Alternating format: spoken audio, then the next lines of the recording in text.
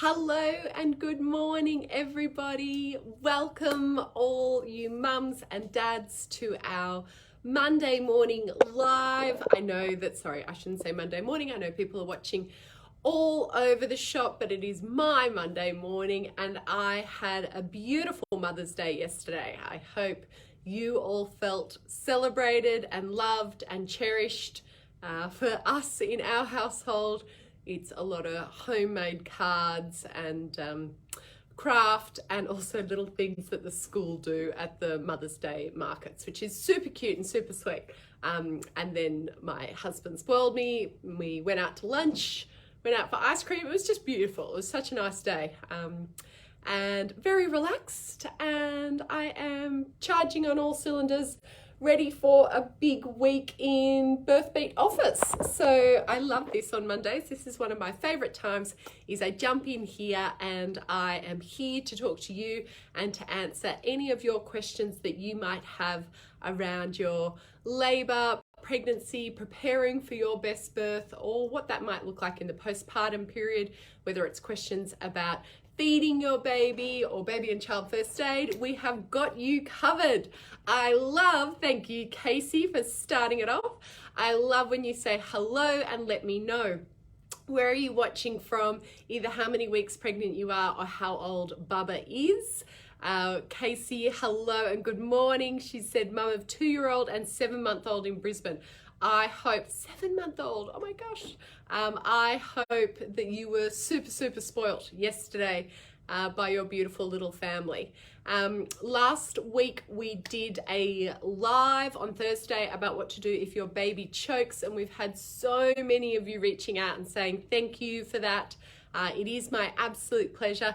If anybody missed it, we have a little free downloadable, a little choking magnet that you can print off and put on your fridge, print it off and put it on your parents' fridge or your aunts and uncles, anyone who's going to be caring for your baby or toddler. Super important. So if you missed that last week, there it is there, little choking guide. Just send me a DM and we will send that out to you today if you missed that. And a lot of you were saying that you feel very scared when you were introducing solids and worried that your bub will choke. So this is the beauty of powering yourselves with the education so that you're not feeling scared. That is super important. Tegan has just said, good morning, Bub is 4 months starting rice cereal as she's very hungry. How long do I keep going with the rice cereal before I start other purees? Great question, Tegan. And again, I find that this changes quite a bit, quite quickly. Like even between the preparation for Polly going to solids, my first baby, to Theo, that had changed. So the information and the guides change quite a bit.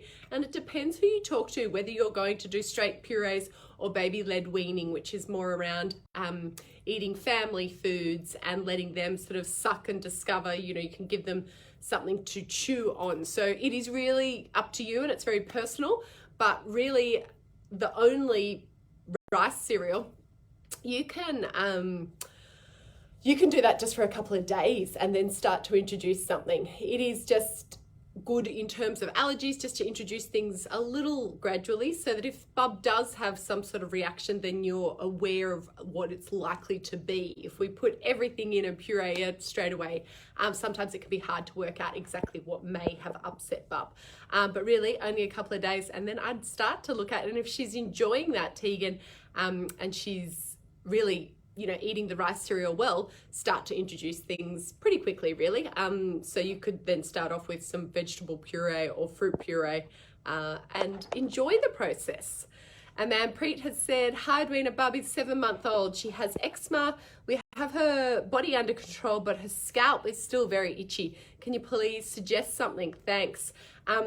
Yes, and Manpreet, scalps are really challenging because it's a little bit harder to be putting I don't know if you're using some cortisone cream or whether you're using something natural, but what I find is an oat. So just literally making your own little oat bath. So some oats and making your own little oat shampoo to be washing her in and to be washing her scalp with can be really helpful. That's a good natural alternative. There are things as well like products like, and again, I don't not sponsoring any of these brands, but they're just brands that have worked well for my children. Making sure that you use a body wash, something like a Cetaphil body wash or a Mugu baby shampoo, something that's quite natural and organic, that's not loaded with things that are going to be upsetting her eczema anymore. Mugu is a really good product. If you have a health shop or a naturopath, I know that we have a really good one here locally. They often have products that will also be able to just be really soft and gentle, because when their scalp is dry, it can be a huge challenge. If that is eczema, if it is actually cradle cap, like at 7 months old, when they get that really dry, cakey, sort of dandruffy, scabby looking head, just oil can work really well for that. Something like an almond oil massaged into their little scalp. It'll look all oily at night, but it works really quickly to help with cradle caps. So just depending whether it is just dry skin or whether it is actually eczema, there's two different options there for you. Hello, Nazreen. Nazreen said, hi Ed, mum of 6-month-old bub in Perth.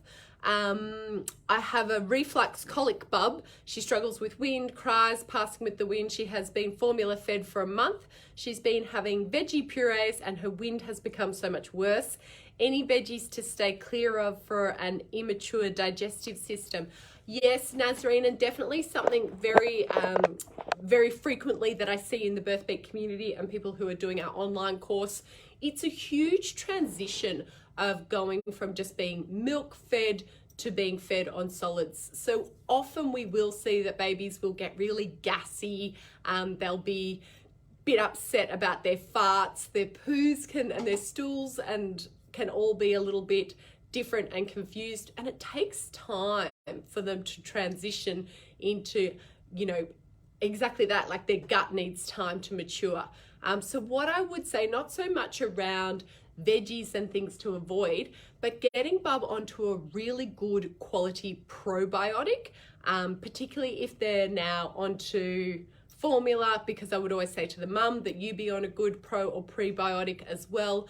So again, Nazreen, if you have a good naturopath or someone you're able to go and see locally at a health food store, I would look at getting bub onto a probiotic, and I think that will actually help a lot, particularly with upsetting, like the colic is again very normal and very common, but it's really uncomfortable. Like trapped gas is really uncomfortable for us and it's really uncomfortable for your baby. So just try that with the probiotic. I definitely think, and I know from a lot of our birth beat mums, that makes a huge difference. So check that one out. Casey has asked, so if you've got any question, guys, I'm more than happy for you just to pop them here in the comments box, say hello, and I will do my best to answer them. I've got a stack to already answer on Instagram, so if we don't have any questions here, I will start to answer some of those as well. But usually I'm here for sort of 20 minutes and answering all your questions, and they just keep coming thick and fast, which I absolutely love, because it's so good that you're not Dr. Googling or feeling like you don't have people to ask these questions. If I can't answer them, I'll ask my brain's trust of friends who are obstetricians, women's health physios, and I'll get back to you. Casey has said, my wee man has started pulling himself to a stand using TV cabinet, window seals and furniture, and he's trying hard to start walking already. Is this too early? And finally got him waking just once a night. Yeah, yay. But by 4 a.m. he has decided that it's time for him to be up for the day. Any suggestions? Yes. Okay, so first thing, it's never really like too early, because it's not like you can stop them. All babies will reach their milestones at different times. So when we say, developmentally, we would expect them to start crawling and then start pulling up and then start walking. That's just a guide. It is going to be different for everyone. Casey, like my little Polly, she was really late to crawl. She was really late to pull up. She was really late to walk. And I was worried about that. I was like, oh, is this too late? But it was good just to remind ourselves that it's all just a guide. It's not that there's too early, too late. The spectrum is really big, so I would not be worried about that. And there's not much you can do to stop them. Once they are starting to pull up, it's very hard to be able to stop that.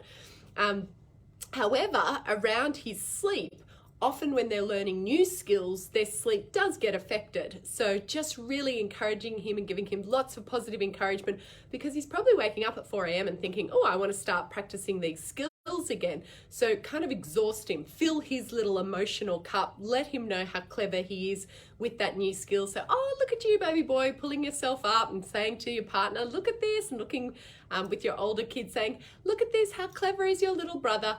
Because that gives him lots of positive reinforcement. It fills his cup. It makes him feel good about himself. And ideally, then we're getting more sleep at night. The important thing about early waking is reinforcing to the baby that this is not an awake time. So the more that we go in and get them up and we say, oh, and sort of concede and start the day at 4 a.m., it reinforces to them that this is an awake time. So whether he just needs a drink of water and a resettle at 4 a.m. is what I would recommend. I don't know if you're still breastfeeding or bottle feeding, but it's really sort of sticking to 4 a.m. is not awake time. 4 a.m. is still night time. I know in my household it is. If 4 a.m. is okay for you, then that's absolutely fine. But I know most commonly, people who are doing our sleep course, 4 a.m. is not an okay wake time. So I suggest just treating it like it is still nighttime, letting him know it's nighttime, checking that he's not cold. A few things as well that help decrease early waking, checking that they're not cold, checking that there's not sounds that are waking them up, checking that their room is nice and dark, and also making sure before they go to bed that they've had enough of an awake period so that they're ready for a big sleep. All those things will help you, Casey. Greer, hello Greer. Greer said, prolapse, are they common? Can they go away? Look, I think that these are much more common than what we are led to believe, because a lot of women maybe don't share or talk about that fact. So yes, I will say they are quite common. It's unlikely that a prolapse will just go away on its own. However, there is lots that you can learn to do to help with the prolapse so that it doesn't impact your life or become worse. Because again, a prolapse, essentially your pelvic floor is a crisscross of muscles. It has an increased strain on it throughout your pregnancy, and then often a period of increased strain and pressure when you're pushing your baby out. So we've lost that muscle and we've lost that pelvic floor sort of tightness that we need to get back. Hence why as midwives, we're always saying, do your pelvic floor exercises, do your pelvic floor exercises.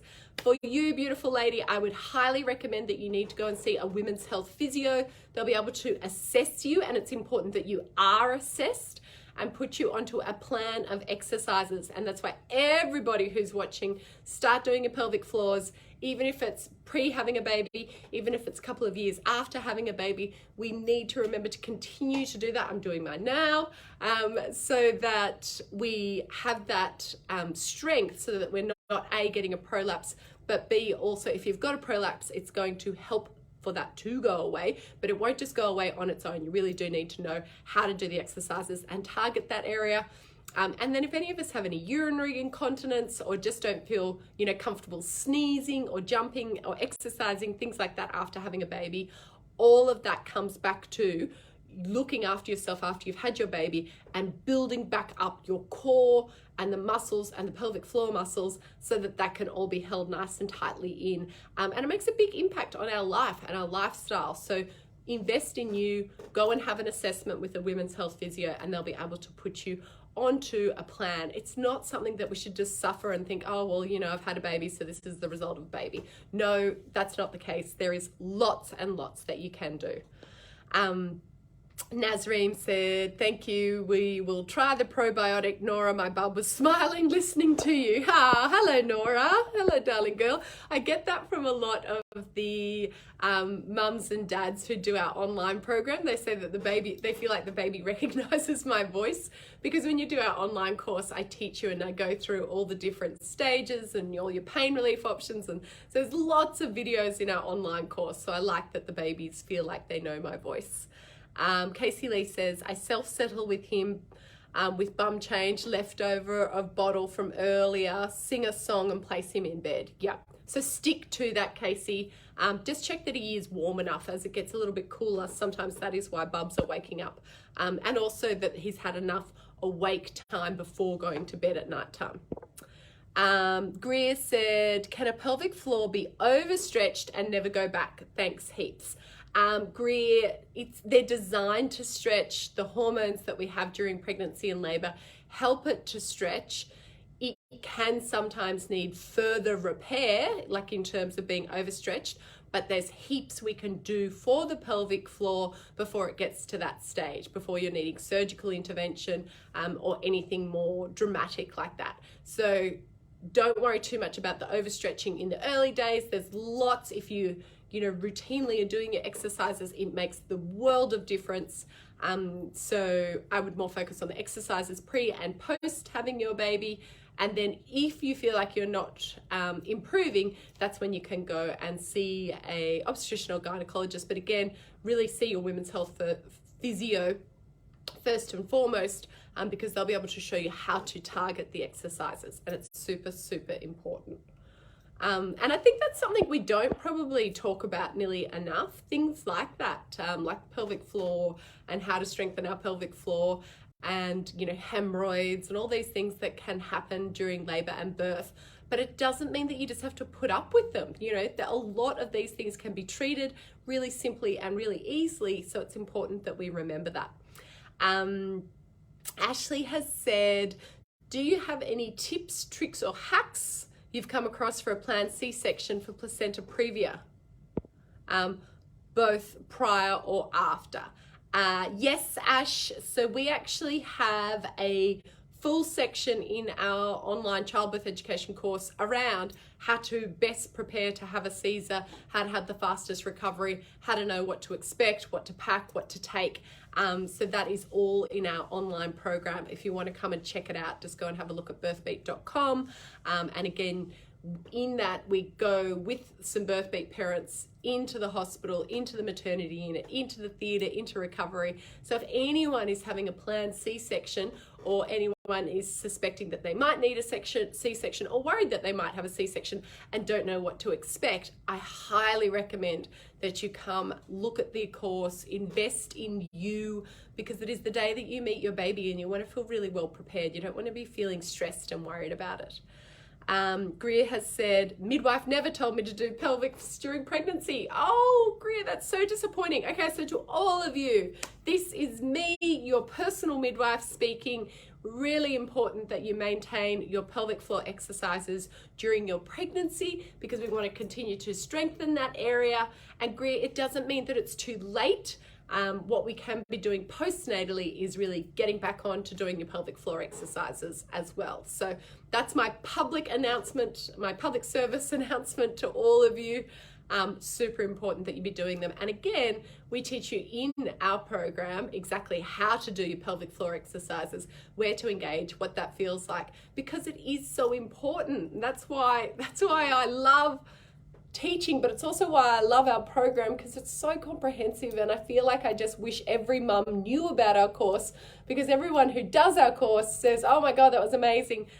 We had a beautiful review on Google the other day, and I was just like, it was just the most beautifully written. And she said, I feel sorry for people who only go to hospital classes. Like that's just, I'm not saying all hospital classes, some hospital classes are fabulous, but I just feel like there's not nearly enough detail. And that is what we're absolutely focused on at BirthBeat, is not just like, what are your pain relief options? It's so much more how to breathe, when to breathe, what the different breathing techniques you need to be doing at the different stages, because it's different during labor compared to when you're pushing your baby out.